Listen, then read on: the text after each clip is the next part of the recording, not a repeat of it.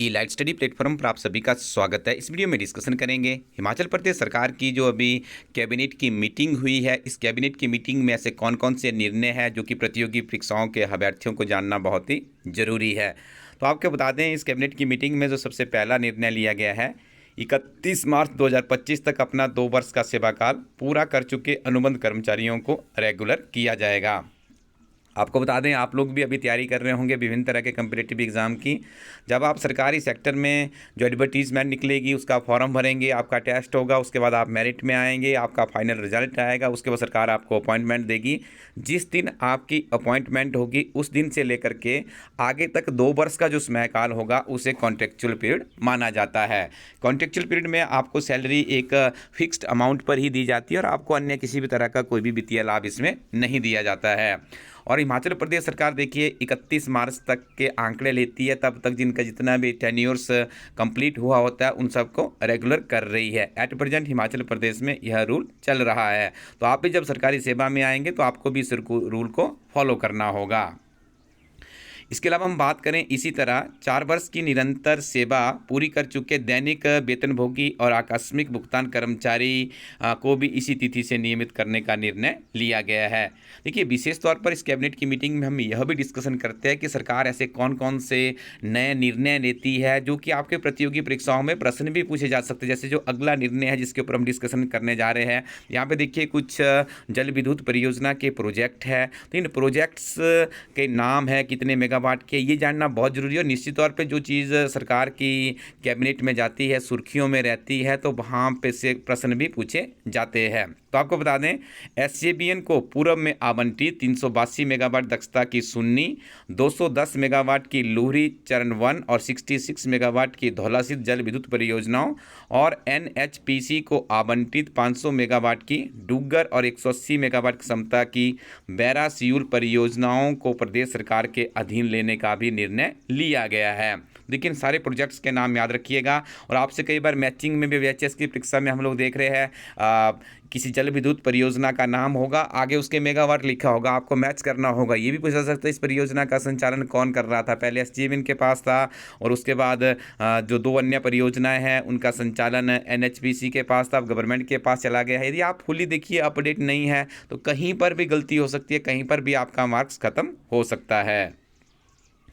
इसके अलावा सुन्नी लुहरी चरण 1, धौलासिद्ध और डुग्गर परियोजनाओं के अधिग्रहण के लिए इन परियोजनाओं पर हुए वास्तविक व्यय का आकलन करने को स्वतंत्र मूल्यांकन नियुक्त करने की भी स्वीकृति प्रदान की गई है।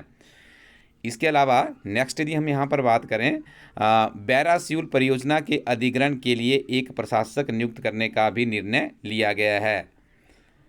क्षेत्रीय अस्पताल बिलासपुर के अंतर्गत प्राथमिक स्वास्थ्य केंद्र PSC सोहान में 50 बिस्तरों की क्षमता के क्रिटिकल केयर ब्लॉक और शिमला जिले के नागरिक अस्पताल रोहडू में भी 50 बिस्तरों के क्रिटिकल केयर ब्लॉक की स्थापना को मंजूरी प्रदान की गई है। Pandit Jawaharlal Nehru medical college Chamba, doctor Radha Krishnan medical college Hamirpur से संबंध जिला अस्पताल हमीरपुर में जिला एकीकृत जन स्वास्थ्य प्रयोगशालाएं स्थापित करने की भी स्वीकृति प्रदान की गई है।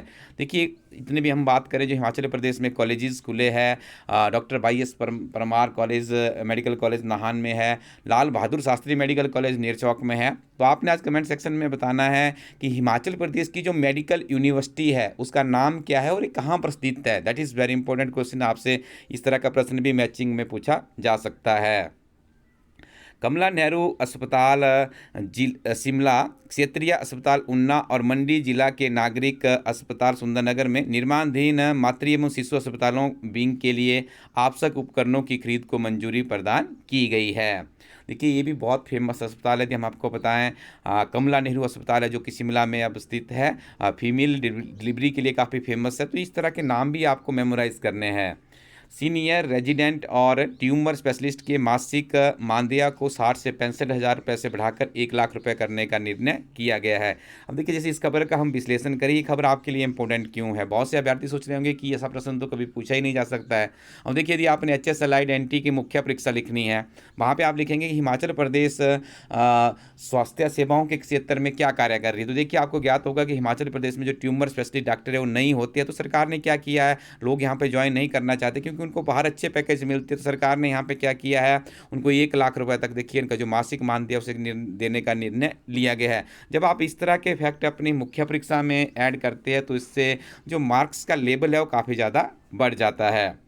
सुपर स्पेशलिस्ट और सीनियर रेजिडेंट सुपर स्पेशलिस्ट के मानदेय स्टाइपेंड को 60-65 हज़ार रुपये से बढ़ाकर 1,30,000 रुपये करने की स्वीकृति भी प्रदान की गई है।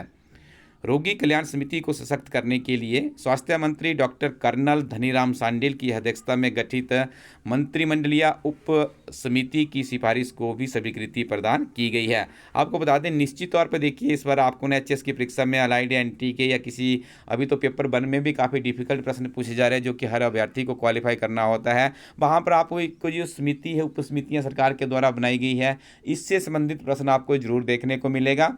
एक और आपको बता दें कि जो विधानसभा की समितियां बनती है उनको भी आप एक बार पढ़ लीजिएगा। इलेक्ट्रिसिटी टीम के त्रैमासिक करंट अफेयर की किताब लॉन्च हो चुकी है, उस किताब में सारी जानकारियां आपको लेटेस्ट अपडेटेड मिल जाएगी। समिति ने सभी राजकीय चिकित्सा महाविद्यालयों में उच्च तकनीक से लैस प्रयोगशालाओं की स्थापना तथा अनाथ विधवाओं और उनके आश्रित बच्चों, एकल नारियों और निराश्रित महिलाओं को सभी 133 लैब टेस्ट और एक्सरे सेवाएं निःशुल्क प्रदान करने की सिफारिश की है। इन 3 नए वर्गों को शामिल करने के बाद निःशुल्क जांच सेवाओं के लाभार्थी वर्ग की संख्या 11 से बढ़कर 14 हो जाएगी। उप मुख्यमंत्री मुकेश अग्निहोत्री की अध्यक्षता में संसाधन जुटाने के लिए गठित मंत्रिमंडलीय उप समिति की सिफारिशों को भी स्वीकृति प्रदान की गई है। देखिए ये प्रश्न आपको निश्चित तौर पे पूछा जा सकता है। जैसे एक तरफ पूछे जाएंगे समितियों के नाम और उनके अध्यक्ष या समितियों के कार्य क्या थे, तो यहाँ पे देखिए 2 प्रश्न तो आपको अभी देखने को मिल गए। एक एजुकेशन, इससे स्वास्थ्य डिपार्टमेंट से रिलेटेड थी, और दूसरी आप यहाँ पे देखिए संसाधन जुटाने के लिए। और देखिए बहुत से अभ्यर्थी तो सोच भी नहीं पाएंगे क्योंकि इनके पास एट प्रेजेंट हम बात करें जो उप मुख्यमंत्री है हिमाचल प्रदेश के मुकेश अग्निहोत्री जी, इनके पास ट्रांसपोर्ट डिपार्टमेंट है। तो देखिए कोई सोच नहीं सकता कि इनके पास संसाधन जुटाने के लिए भी इनको इस तरह की उप समिति के अध्यक्ष बनाया गया था। तो आप इस तरह से इन प्रश्नों को अच्छे से मेमोराइज रखिएगा। उप समिति ने प्रदेश सरकार का राजस्व बढ़ाने के लिए विभिन्न सिफारिशों का प्रस्ताव दिया है। शेष लगभग 400 खुदरा शराब की दुकानों की व्यक्तिगत आधार पर तत्काल पूर्ण नीलामी करने की भी स्वीकृति प्रदान की गई है। Hotel white flower hall Mashobra के अंतरिम संचालन के लिए EIH लिमिटेड के साथ प्रबंध सेवा अनुबंध करने की अनुमति भी प्रदान की गई है, जिससे राज्य को प्रति माह 1.77 करोड़ रुपए की आय सुनिश्चित होगी। प्रतिस्पर्धी नीलामी या बोली प्रक्रिया के माध्यम से नया संचालक चयनित होने तक संपत्ति को क्षरण से बचाया जा सकेगा। इलेक्ट्रिक वाहनों को प्रोत्साहित करने के लिए राज्य के विभिन्न सरकारी परिसरों में 402 नए EV चार्जिंग स्टेशन स्थापित करने का भी निर्णय लिया गया है। आपसे प्रश्न पूछा जा सकता है कि सरकार एक तरफ जहां पर हरित राज्य बनाने की बात कर रही है, उसके लिए इंफ्रास्ट्रक्चर जुटाने की बात कर रही है, तो सरकार उसमें नवीन प्रयास क्या कर रही है। देखिए एचएस में इसी तरह के प्रश्न पूछे जाते हैं, तो आप इसमें इंक्लूड कर सकते हैं कि सरकार ने हाल ही में कैबिनेट मीटिंग में निर्णय लिया है कि सरकारी परिसर में ही 402 नए EV चार्जिंग स्टेशन स्थापित किए जा रहे हैं। और जब देखिए जितने ज़्यादा EV चार्जिंग स्टेशन एस्टेब्लिश होंगे तो लोग भी ऑटोमेटिकली इस तरफ जाएंगे, इलेक्ट्रिकल की तरफ आगे बढ़ेंगे। यह चार्जिंग स्टेशन विश्राम गृहों, परिधि गृहों, जल शक्ति व लोक निर्माण विभाग के परिसरों में, हिमाचल प्रदेश राज्य विद्युत बोर्ड लिमिटेड के कार्यालयों तथा उपायुक्त, पुलिस अधीक्षक और बद्दी बरोटीवाला नालागढ़ विकास प्राधिकरण कार्यालयों में स्थापित किए जाएंगे। हिमाचल प्रदेश ओपन प्लेसेस यानी प्रिवेंशन ऑफ डिसफिगरमेंट एक्ट 1985 के प्रावधानों को शेष शहरी स्थानीय निकायों में लागू करने का निर्णय, जिसमें 7 नगर निगम, 17 नगर परिषद और 23 नगर पंचायतें शामिल हैं। इसका उद्देश्य सार्वजनिक स्थलों के विकृतीकरण को रोकना है, जिसके तहत भवनों, दीवारों, वृक्षों और अन्य सार्वजनिक क्षेत्रों पर नोटिस, चित्र या संकेतों जैसे विज्ञापनों के प्रदर्शन को नियंत्रित किया जाएगा। मंडी जिला के धर्मपुर विधानसभा क्षेत्र स्थित अटल आदर्श विद्यालय मणि को आगामी शैक्षणिक सत्र 25-26 में क्रियाशील बनाने की स्वीकृति भी प्रदान की गई है। तो ये बहुत से महत्वपूर्ण निर्णय थे, आपको बता दें इसमें से बहुत से जीके के प्रश्न आपको देखने को मिलेंगे और आपको अपडेट कर दें कि आपको नियमित रूप से अपनी पढ़ाई जारी रखनी है, क्योंकि हिमाचल प्रदेश सरकार कुछ दिनों में काफ़ी बम्पर भर्तियां आपको HPRC हमीरपुर के माध्यम से देखने को मिल सकती है। पेशेंस रखिएगा। आपको बता दें हमारी टीम काफ़ी लंबे समय से हिमाचल प्रदेश के हजारों अभ्यर्थियों को गाइडलाइंस दे रही है कि आपको सरकार की जो कार्यप्रणाली है, सरकार के जो दिशा निर्देश है, उन्हीं को फॉलो करके आगे बढ़ना है। तो नवीनतम इलाइट स्टडी टीम की पब्लिकेशन की तरफ से यदि बात की जाए तो करंट अफेयर्स त्रैमासिक की किताब है, अंग्रेजी में भी इस किताब को लॉन्च कर दिया गया है। बजट इकोनॉमिक सर्वे की बात करें, ये की किताब में आपको हिमाचल प्रदेश यूनियन गवर्नमेंट का बजट इकोनॉमिक सर्वे भी लॉन्च कर दिया गया है। आप नज़दीकी शॉपकीपर या फिर इलाइट स्टडी कोरोटिन वेबसाइट के माध्यम से इन्हें रिव्यू कर सकते हैं। यदि आपको अच्छे लगेंगे तो आप इन्हें ऑर्डर भी कर सकते हो।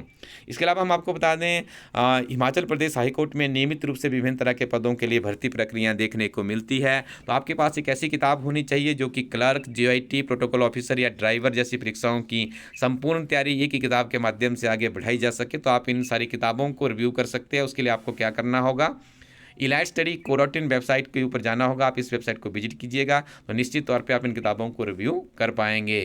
Thank you very much. Keep watching elite study YouTube channel.